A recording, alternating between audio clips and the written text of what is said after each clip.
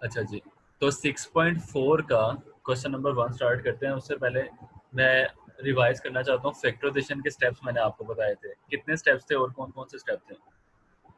3 3। कौन कौन से? Formula, common, mid term breaking.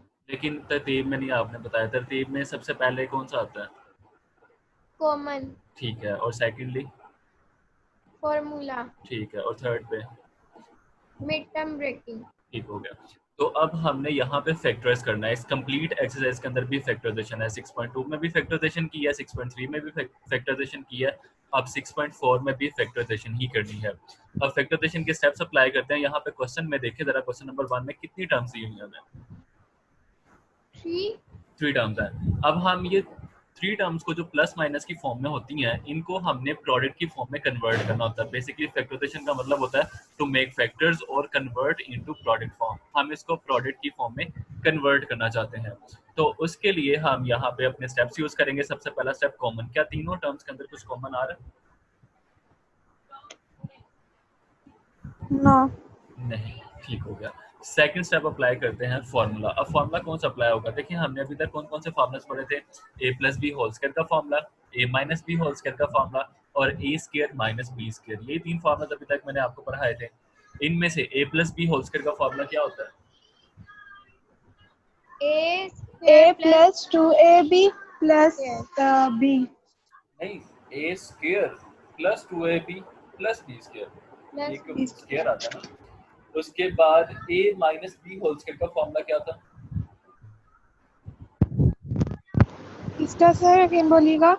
A minus b whole square. A square a square minus minus 2ab plus b square. ठीक है। और एक और फॉर्मूला बताया था a square minus b square का। उसका फॉर्मूला क्या होता है? A square minus b square. A plus क्या था बोला उसका? A square minus b square equals to a a square plus a b minus square. B into a plus b. उसमें दो फैक्टर्स मल्टीप्लाई की फॉर्म में आते हैं, a minus b into a plus b. एक में माइनस होता है, एक में प्लस होता है। अच्छा, अब इन 3 फॉर्मूलाज को हमने यहाँ पे अप्लाई करना है। सबसे पहले ये क्वेश्चन देखो, क्वेश्चन के अंदर 3 टर्म्स है। अब ये 3 टर्म्स हमारे कौन से फॉर्मूला में आई थी? A plus B whole a square जब प्लस ओपन बी किया होल था, स्क्वायर। जब हमने a plus B whole square open किया था, ठीक है, तो उसमें हमारे पास ये 3 टर्म्स आ गई थी। मैंने साइड पर रेफरेंस दिया हुआ है। A plus B whole square equals to a square plus 2ab plus b square. यही था हमारा फॉर्मूला। अब ये यस। फॉर्मूला के अकॉर्डिंग क्या है? ए स्क्वायर है प्लस बी स्क्वायर है, यानी दो टर्म्स के स्क्वायर्स है, और दरमियान में आता है प्लस 2ab, यानी 2 जो है वो ए और बी दोनों के साथ मल्टीप्लाई होता है। ठीक है, ये फॉर्म को जरा अच्छी तरह समझ लें। ये 3 टर्म्स है। इसी तरह की अगर हमारे पास 3 टर्म्स बन जाती हैं, जिसमें फर्स्ट टर्म का स्क्वायर है, फिर थर्ड टर्म, या फिर वो दूसरे नंबर पे भी आ सकती है, उस टर्म थर्ड टर्म का अगर स्क्वायर है, और दरमियान में हमारे पास 2ab बन जाता है, 2 के साथ ये a और b स्क्वायर्स के बगैर मल्टीप्लाई होते हैं, तो हम ये फॉर्मूला क्लोज कर सकते हैं, a plus B whole square. ठीक है।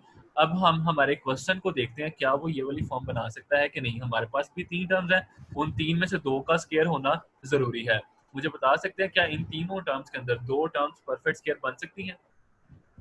जो हमारे पास फर्स्ट वाली टर्म है एक्स स्क्वायर, वो तो पहले से ही एक स्क्वायर बना हुआ है। उसके बाद सेकंड या थर्ड टर्म में से कोई एक परफेक्ट स्क्वायर बन सकती है किसी चीज का?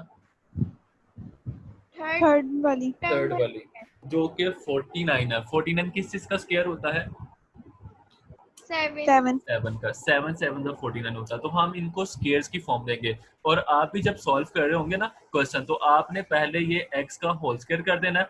मीन्स दैट ये अब हमारा ए स्क्वायर कहलाएगा। देखो अगर मैं कंपेयर करूं इसको फॉर्मूला के साथ, तो ये ए स्क्वायर के साथ ही कंपेयर होगा ना।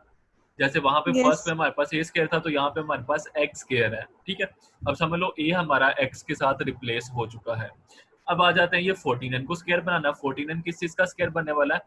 7 का। 7। तो हम इसको प्लस 7 का स्क्वायर कर देंगे। आप पहले ये दो टर्म लिखोगे, बीच में ना एक टर्म की स्पेस दे देना, वो जगह छोड़ देना। अब आपने दरमियान वाली टर्म लिखनी है। दरमियान वाली टर्म जब आप ए स्क्वायर प्लस बी स्क्वायर लिखते हो, तो दरमियान वाली टर्म क्या होती थी?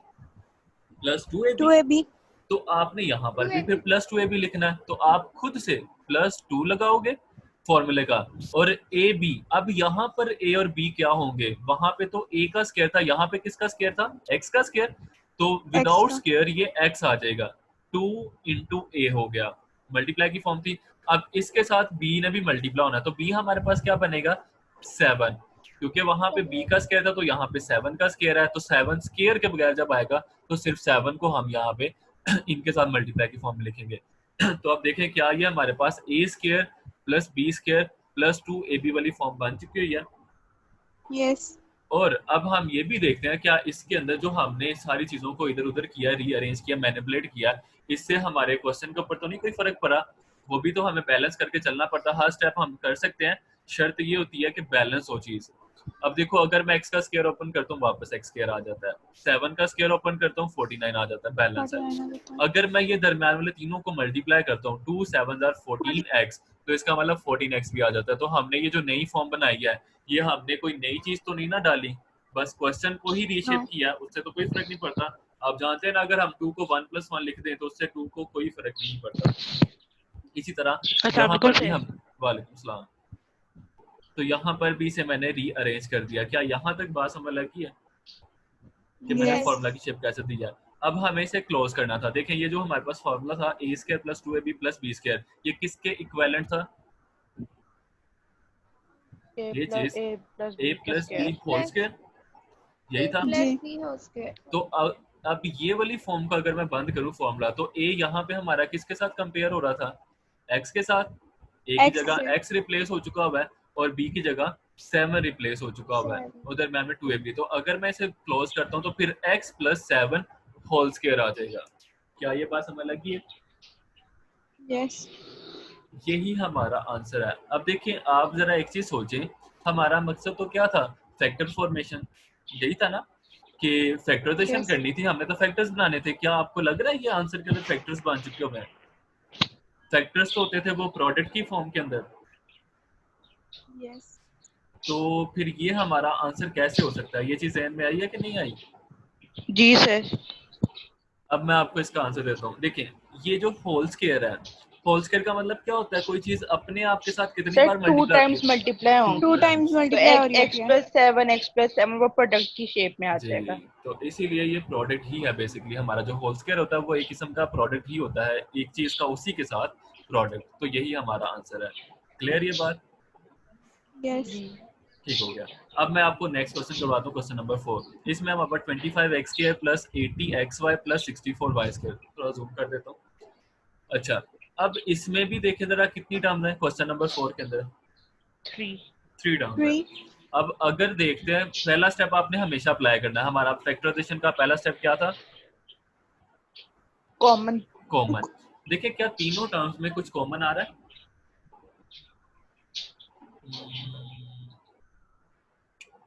नो, नहीं, तीनों टर्म्स में कुछ भी कॉमन नहीं है। कॉमन के बाद अगले स्टेप पे मूव करते हैं फॉर्मूला। तो अब फॉर्मूला कंप्लीट करने की कोशिश करते हैं तीन टर्म्स का।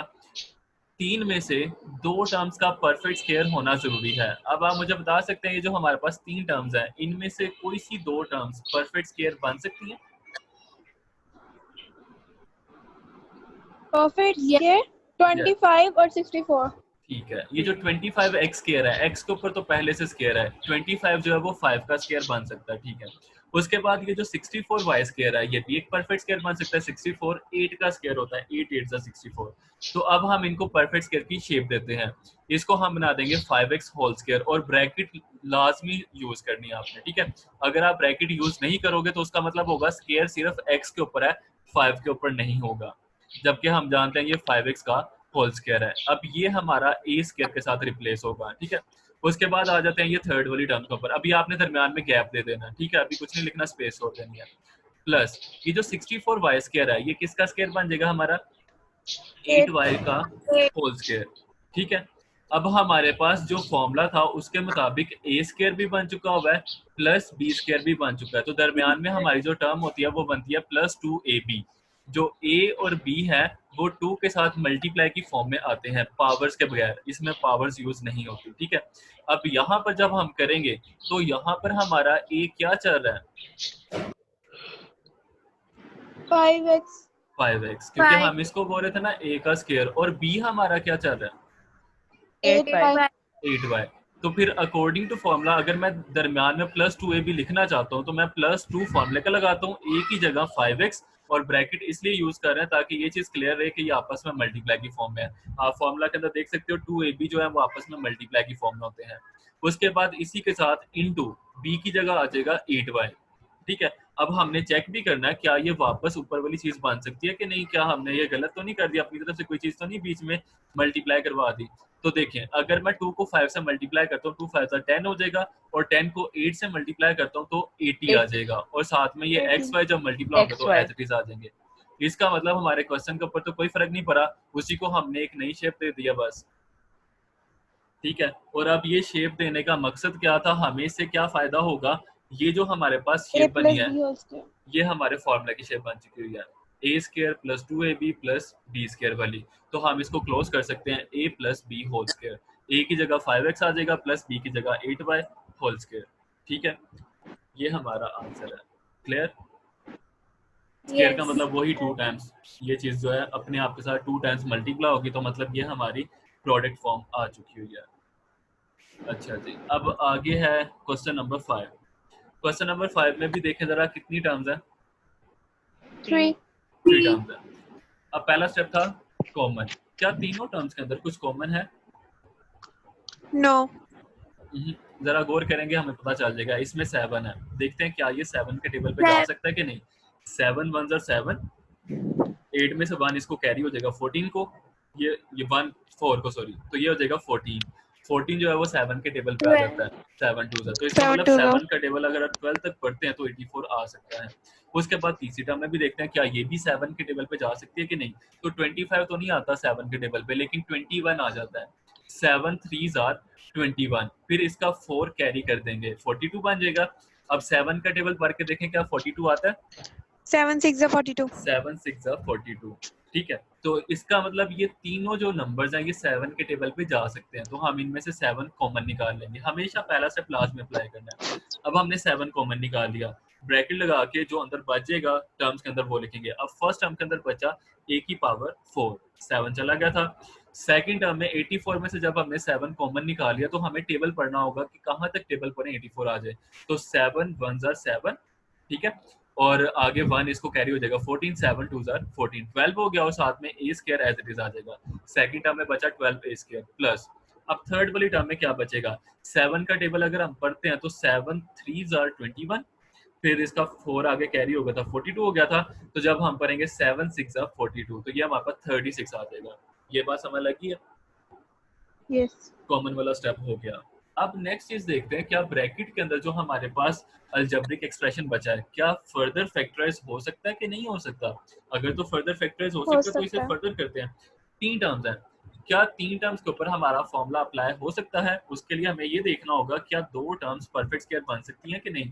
जैसे ये देखिए हमारा ये a स्क्वायर plus 2ab plus b square वाला फॉर्मूला, तो इसके अंदर 2 टर्म्स का परफेक्ट स्क्वायर होना तो जरूरी है। तो इन 3 टर्म्स के अंदर से देखिए जरा कौन सी 2 टर्म्स परफेक्ट स्क्वायर बन सकती हैं।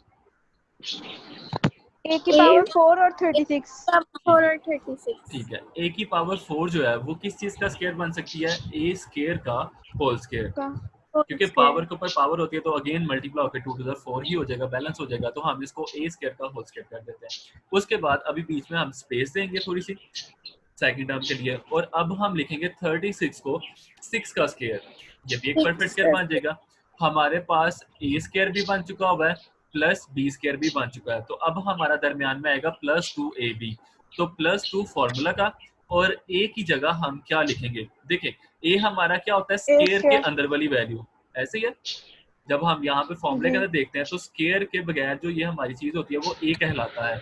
तो अब ये जो बाहर वाला स्क्वायर है इसके अंदर देखें आप जो वैल्यू होगी वो हमारा a कहलाएगा, तो इस बार a स्क्वायर हमारा a है। ठीक है, तो हम +2 इंटू a की जगह a स्क्वायर लिखेंगे और b की जगह 6 लिखेंगे, ये हमारा 6 स्क्वायर के बगैर जो था वो 6 आ जाएगा। ठीक है, अब अगर हम इनको मल्टीप्लाई करके देखें 2 6 12, a स्क्वायर वापस बैलेंस भी है चीज हमारी। ठीक है, हमने खुद से कोई चीज ऐड सब्ट्रैक्ट या मल्टीप्लाई डिवाइड नहीं करवाई, गिवन स्टेटमेंट को एक नई शेप दे दी है। क्या यहाँ तक बात समझ लगी आपको? yes ठीक है, अब ये हमारा फॉर्मूला बन जाएगा a square plus 2ab plus b square, तो फॉर्मूला क्लोज करेंगे a plus B whole square, तो ए की जगह ए स्केयर आ जाएगा प्लस बी की जगह 6 आ जाएगा उसका होल स्केयर। तो ये हमारी required product form. Clear? Yes. Okay. अब ये मैंने आपको क्वेश्चन नंबर 1, 4 और 5 करवाया है। आप लोग देखें क्या 10 तक रिमेनिंग पार्ट्स आप कर लोगे? सेकंड, थर्ड, 6, 7, 8, 9 और 10, क्योंकि वो सारे रेलेवेंट क्वेश्चंस हैं, फॉर्मूलाज ही कंप्लीट होंगे हैं उनके अंदर। बुक पे देख लें एक बारी। देख रहे हैं सर। अच्छा,